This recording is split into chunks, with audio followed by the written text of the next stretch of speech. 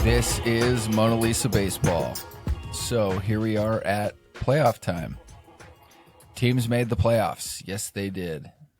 A lot of them. So we wrapped up the regular season, which is not a short thing. There's definitely things to talk about. I don't think this show was created to keep you up to date with all the scores and trades and things like that. But let's talk about a few things that are, well, that came up in the playoffs so far. Oh, God. You just have to start with the Rays drew about 20,000 fans to a playoff game. So I had time to think about this. Obviously, the first time you hear that number, you think, oh, how dare the fans? How dare they insult the baseball team? That might be the correct initial reaction, but upon further review, I realized that let's not be too quick to assume that the fans there are no good. First and foremost, it might be the ugliest place to watch a baseball game. I've never been there. It's not fair. I get it. But I remember being sickened by the thought that the Giants were going to play there in 1992, looking at this ugly dome. And unless I got my stories wrong, they're playing in that same, you can't call it a ballpark, it's a stadium. It's horrific. The game of baseball was not intended to be played at a place like this. Might have been cool for a minute in the 60s inventing the Astrodome, and wow, it's not 110 outside, we can play in air conditioning. Yes, there would have been a novelty there. This place sucks. It's the worst. How can you get inspired by watching a ball club play there? I don't know. Maybe you can't. But I was also thinking, Florida had 0 teams not that long ago. Pro teams, big league teams, MLB teams.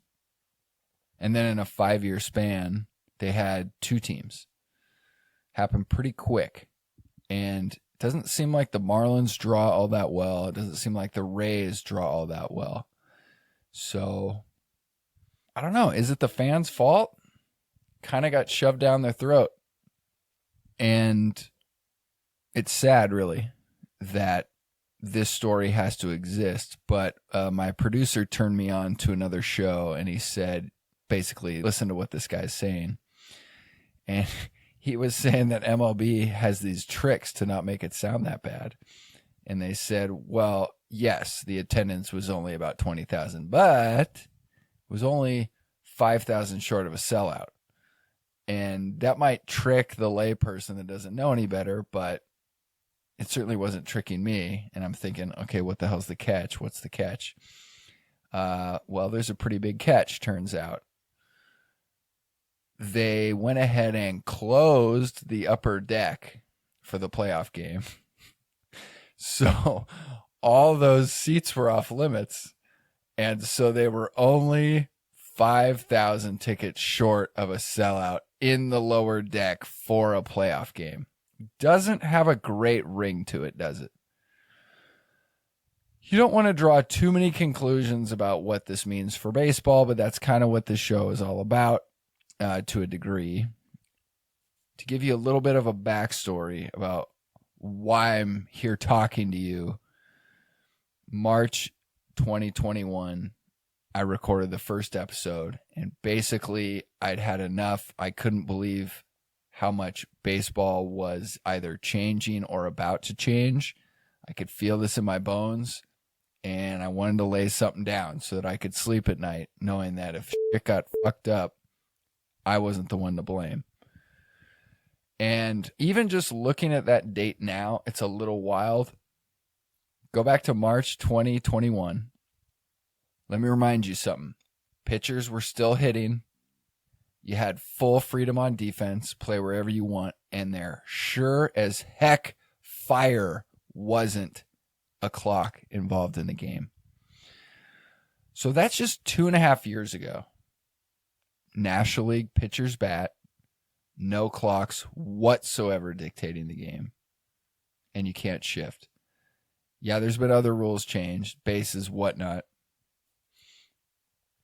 But those are the big ones. Not that long ago. But isn't that interesting?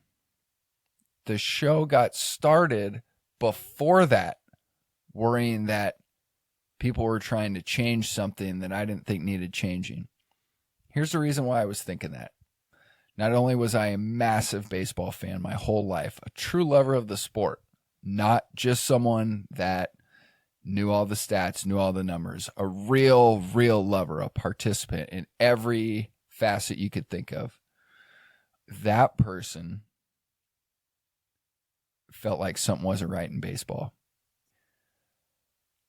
What got me onto this track of they shouldn't be changing this, the first one I could think of is when you didn't have to pitch the 4 pitches for the intentional walk. And I thought, that can't be right.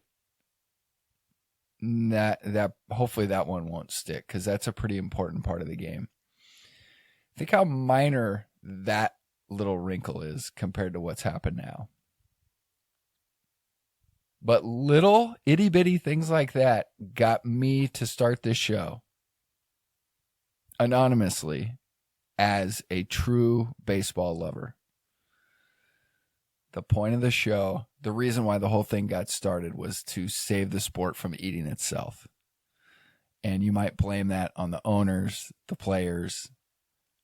It didn't matter. I had to get a voice out there that was the voice of reason.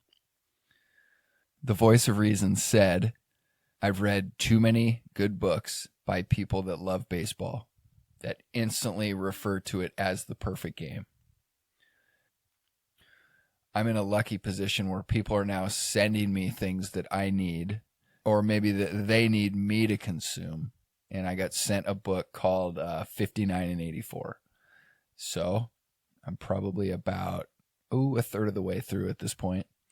But the back of the book said something like, in the 1930s, when baseball was very well established, they asked the biggest names in baseball, what's the greatest feat of all time? Might even have been a question in the 20s.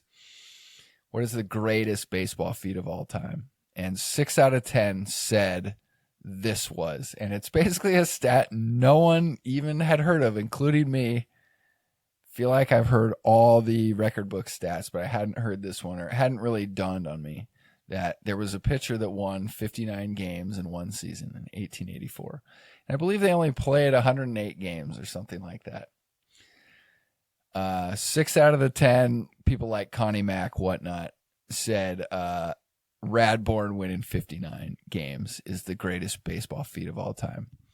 So at this point, something real interesting is you weren't allowed to throw overhand. But people were trying to get up, because basically when the sport was younger, it was almost like you pitched your own team, like you underhand, you lob it, ball gets cracked. Well, it started to be more of a pitcher versus batter thing, and pitchers were trying to get batters out however they could. And so the umpires were put in this position of, it's illegal to throw overhand, but are you going to call the pitcher on it if they do? And it was fairly taboo because the competition was really good. Like, the rule book was a little behind.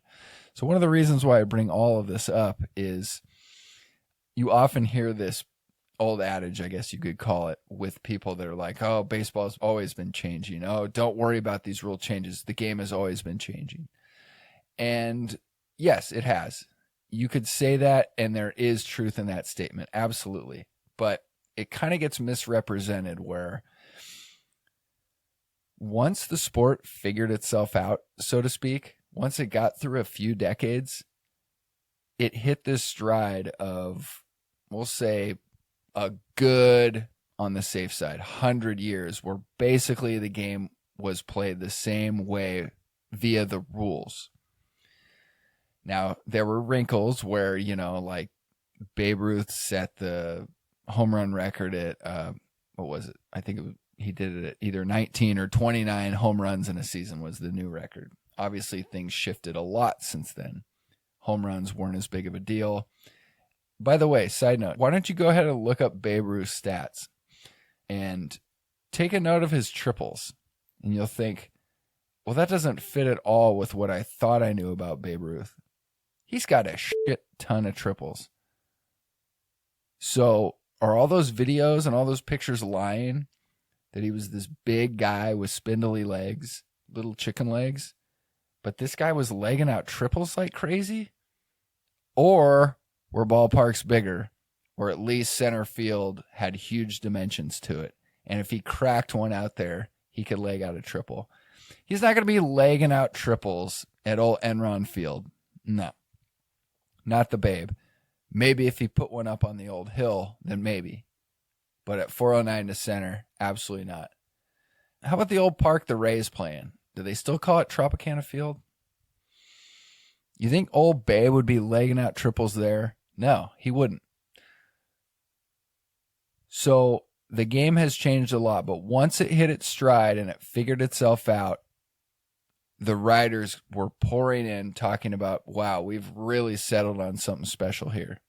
And that's baseball. That's gotten drastically fucked with in the last, well, we'll just say 3 seasons, but it's more. But it's little itty bitty changes here and there until they started to really mess with the big ones. So here's what I'm thinking. Now that they've really messed with some big ones, and we'll just go back the last 2-3 seasons, or basically go back to when I recorded my first episode, March 2021. Put yourself in those shoes back then. So just 2.5 years ago. Compare how you were feeling then to how you're feeling now. Compare that feeling of how you think the game's doing. Baseball, the health. How is it doing? Are you excited about the playoffs? Are you excited about what just happened? Are you excited about next year? Or maybe even the year after that? Are you excited about the farm team that your team has? Is there excitement? Are you excited about baseball? Are you? Are you excited about baseball? I just don't hear that from anyone. I'm not hearing that. Now, I have been asking people what they think of the pitch clock. You know what everyone says? Well, I shouldn't say everyone. 90% of the people I talk to, people very quickly say, I love the pitch clock. But, and then they go on to something else that they might have a gripe about baseball-wise. But it seems very universal that people love the pitch clock. I am going to pause right there and say, I don't think people love the pitch clock. I think they love that it's a quicker game.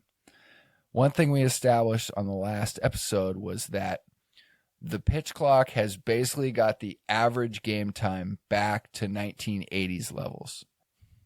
It's reasonable that a baseball fan would want a game to go 2 hours and 39 minutes. That's a really nice game length. I think the problem with the long games is when games don't mean shit and it doesn't matter that much, there's not playoff implications, it's still taking way too long. And there's still too many pitching changes. There's too much analytics. There's too much that's just slowing the game down. And it probably comes from the most pitchers aren't working fast enough.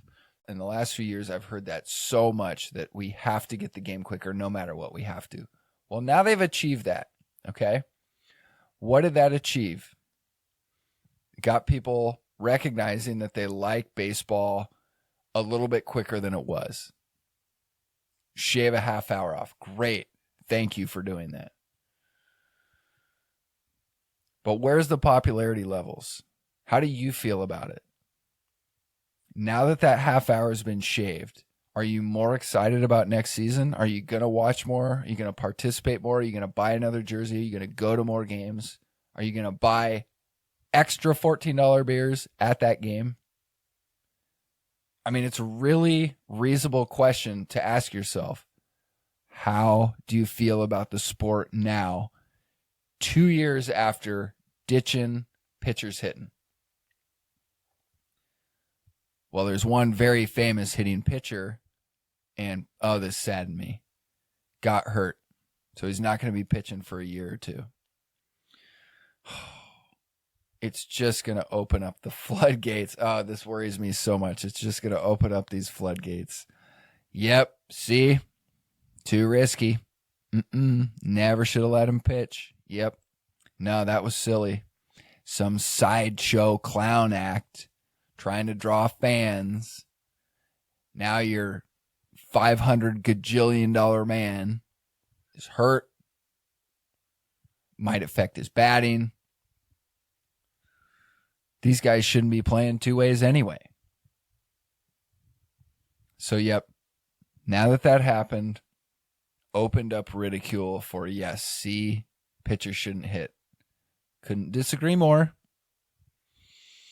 Shohei was our crowning example of a two-way pitcher.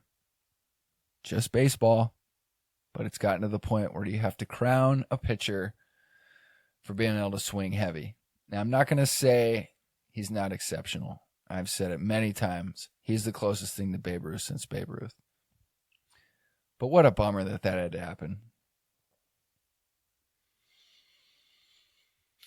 Okay, let's key in on a name that came at the very end of last year's episodes. Schwarber. First time I saw this guy Schwarber play was either against the Giants in the playoffs against the Cubs, the year the Cubs won it, or it was Cubs-Indians in the World Series. I can't quite remember which one it was, but he was a very young guy, and he was very dangerous, and they were using him in a few situations where a big lefty bat was really key, and I definitely recall him blasting doubles against the fence, hitting the ball really hard. So all Schwarber. So he got into the episode last year because this really interesting thing happened that I never really heard further commentary on, but what I know about Schwarber is he's kind of the ultimate guy to do a shift on because he doesn't go the other way very much.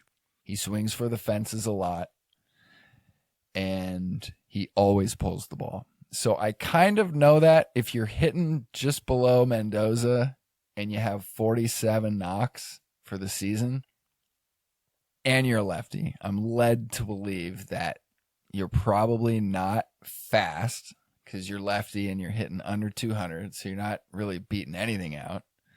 You don't hit it to the left side. You're not legging it out. But it's pretty lousy if you are a natural player that a defensive team would want to shift on, and now you're not allowed to shift, and you hit the ball really hard, but you still can't hit 200. Like, what kind of ball player is this? And what does this say about the sort of ball player that is not only getting drafted, but being heralded by everyone? It's, what's the number one stat? You're like, he's got 47 dongs. Okay, so anyway, he got into the conversation last year because he got 2 strikes, and this is in the World Series, and he bunted. He bunted the 3rd strike foul. The shift was so unbelievably extreme, and his team needed a hit. Oh, they needed a hit.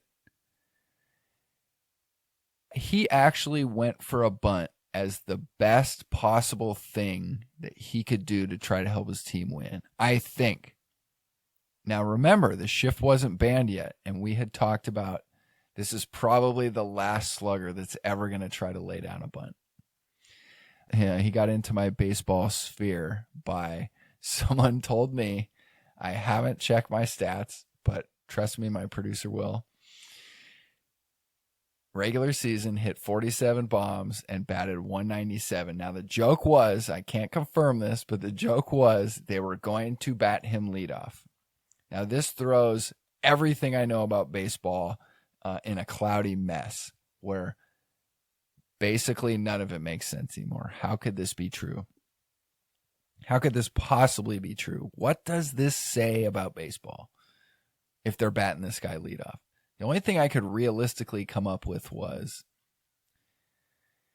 he hits bombs, he's dangerous, and they want him to bat as many times as possible. I couldn't come up with anything outside of that. So what does that mean about what's going on with the sport? And what is going on with Schwarber? Why does this guy keep ending up being a big part of the conversation of baseball and its future? I don't know. Maybe y'all can help me. By the way, if you don't know this yet, monalisabaseball@gmail.com. Let me know anything you want to know. I mean, the fact that this guy even tried to bunt once really impressed me. Oh, I thought of this recently, and I never hear this get talked about, so I wanted to bring it up. Jackie Robison. Okay, so Branch Rickey chose him as the first black ball player that was going to bust through the color barrier, play in Major League Baseball. One of the reasons that I never hear about why Branch Rickey chose Jackie was, well, one of the main reasons they always say is Jackie trusted him. He seemed like a really upstanding person, and he had a deal that no matter what Jackie was called, no matter what he had to go through, no matter how many times he was beaten or spiked, he had to turn the other cheek and not say anything. Here's the thing I never hear talked about. I started to wonder why did they didn't plunk him more? Like, nah, I'm not going to play in a sport with black guys. Like, nah, it's not like that. And just the pitchers just plunk him. He was too dangerous on the base paths. You couldn't put this guy on. You got a guy that's stealing home consistently, an absolute menace on the base paths. So you take that bullet out of the gun, per se. No sane pitcher is going to put Jackie Robison on base. Don't you kind of feel like we've lost a little bit of that in baseball? The dangerous base runner? Oh, and this brings up another very valuable point, that homeboy for the Braves, first person to ever enter the 40-70 club, 40 knocks, 70 stolen bases.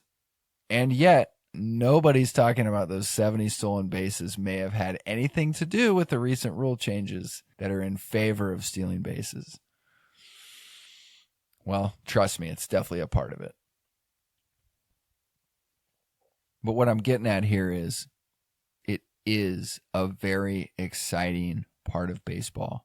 The stolen base, the menace on the base pass. How often do you really get to see a guy that runs the bases in a way that he actually makes the defense nervous? There's nothing too much more exciting than that as a fan of baseball. And yet we almost never get to see it.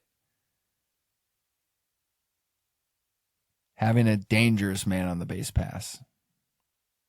Well, let's go ahead and compare that to leadoff man Schwarber. Do you think he's making any defense nervous when he gets on base?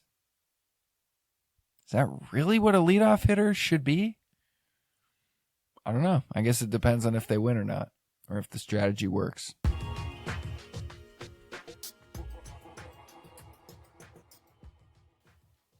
Okay, the show was never designed to be a check-in and find the latest. One of the reasons that we'll talk about some current events isn't to stay current. It's to really feel the inner workings of what's going on in the game. The main thing we're trying to get to here is the powers that be are changing a wonderful thing, a thing that's been referred to as perfect by many, many people, some of whom are in the Hall of Fame and are revered for their knowledge about the sport. They're changing it into something else. I think they're doing that at the peril of the actual sport.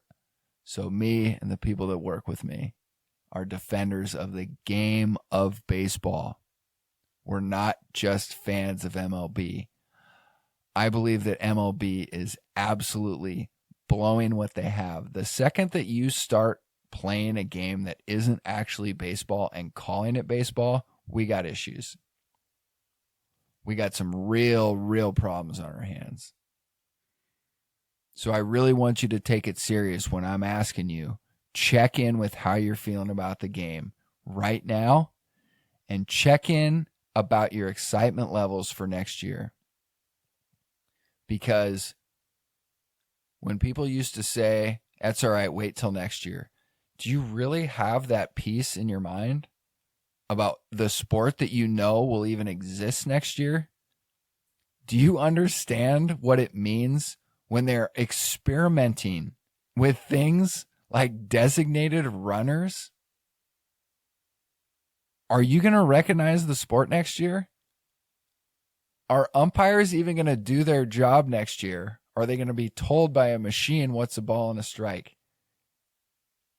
I mean, that's really at odds with how the sport's behaved for the last 100 years.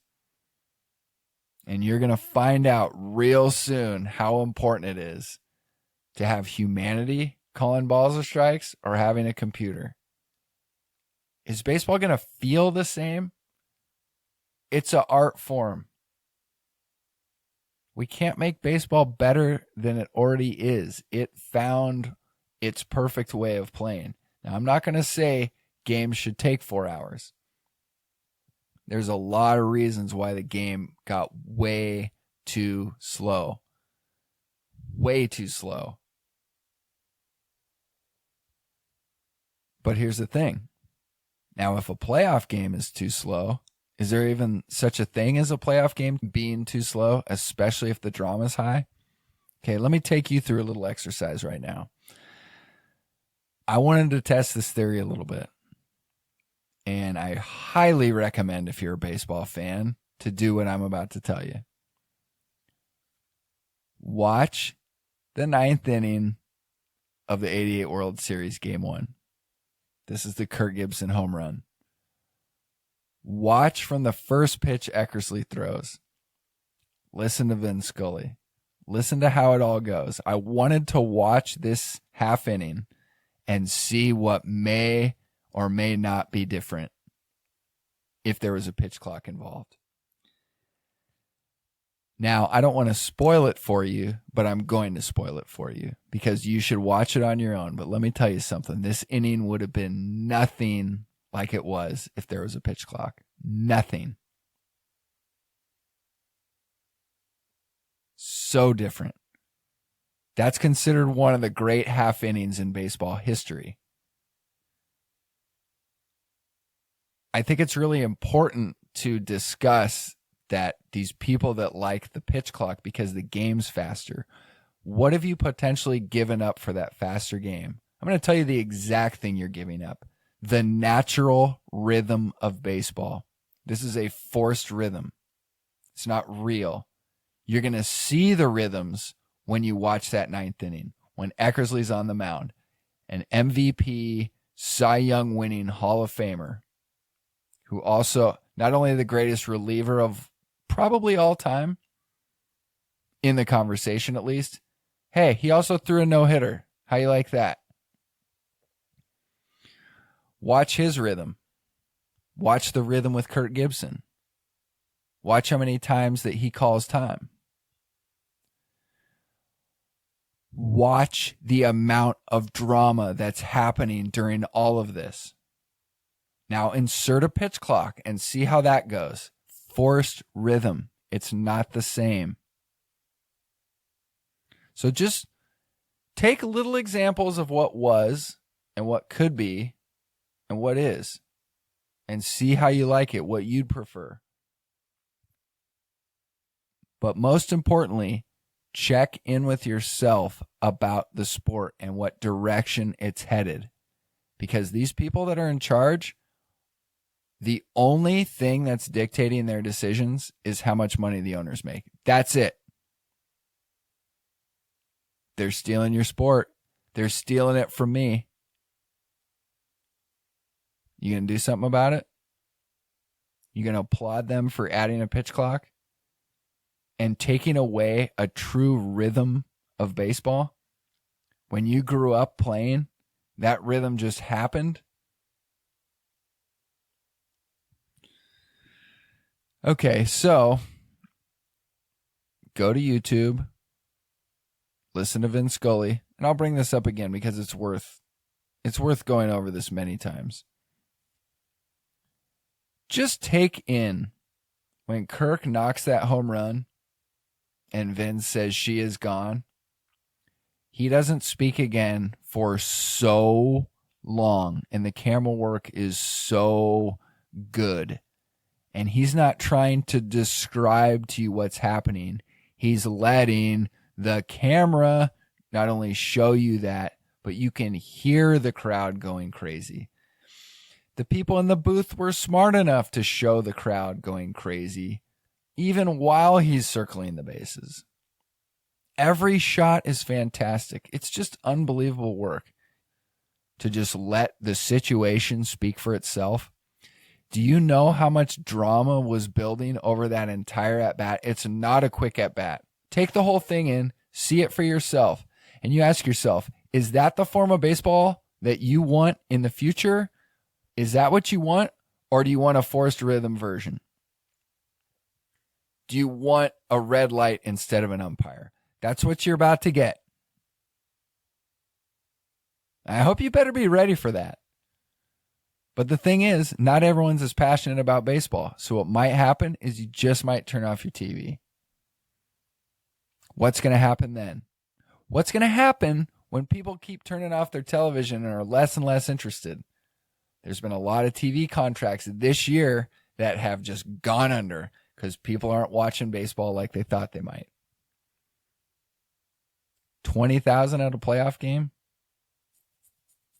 So I'm not saying this is happening everywhere, but if people aren't going to games and people aren't watching games, then what? So I'm going to tell you what. And this is the scariest part. Scariest part for me anyways. They're going to change more rules to get more fans.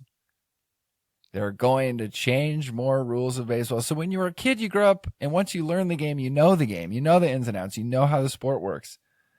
We're getting into that range where you don't know what it's going to look like next year. So if you don't put up a stink, that's what's going to happen. I'm telling you, ever since I started this, I've been watching everything happen that I've been predicting. Not bragging, that's what's happening. Go back as far you want into these episodes from March 2021 and on. Been pretty spot on. Just watching it happen. I even predicted that there would be a slight uptick in popularity this year compared to last year. Just slight. It seems like that's exactly what happened, but don't fall for it. It's going to go down next year, unfortunately. People are going to panic, and not, fans, but people that are in charge of collecting the dollar bills from baseball are going to panic, and they're going to say, oh, well, see, people just don't trust that the umpires are good. All the other sports are doing, we got to get the cameras in. We got to get the Hawkeye. We got to have a strike actually be a strike. There's too much parity. It all has to be the same. Sameness in baseball is not what makes it great. The whole reason that baseball still exists is the fans have always loved it. Well, fans are dwindling. They went up a smidge this year. I will give them credit for that. But at what cost? You kind of just prolong the starvation where, okay, let's say you're out of food and you have 4 days to live, and someone throws you a saltine. You're like, all right, that might get me 1 more day of survival, but I'm still going to starve. That's what I think is going on right here, right now. This clock is not going to save baseball.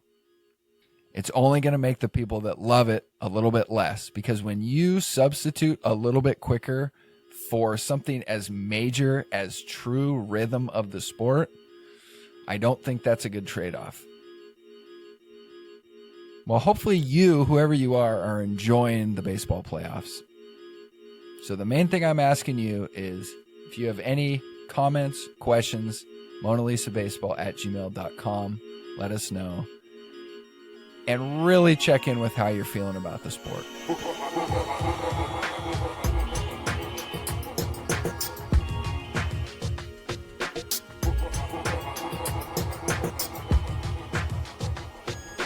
Ditching, pitchers hitting.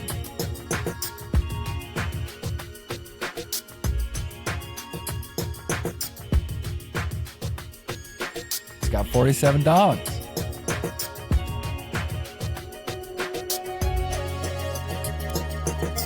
I had to get a voice out there that was the voice of reason.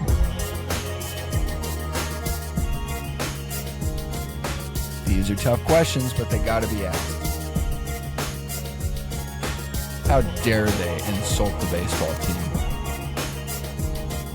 I love baseball like I love breathing air, man.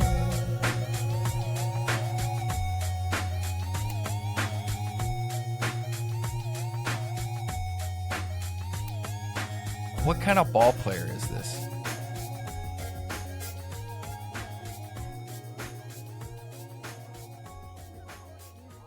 And let me just remind you, this is not someone that's hating on baseball.